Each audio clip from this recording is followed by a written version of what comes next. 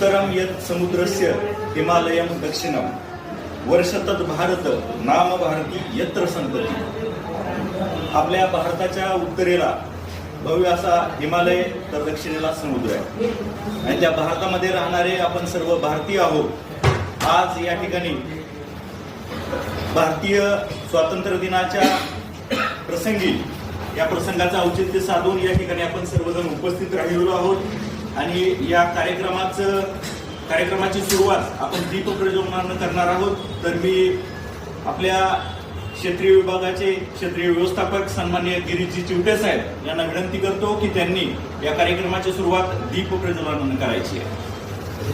विद्या देई सरस्वती करू मनोभावे पूजन। आजच्या कार्यक्रमाची सुरुवात करूया करुणी दीप प्रज्वलन।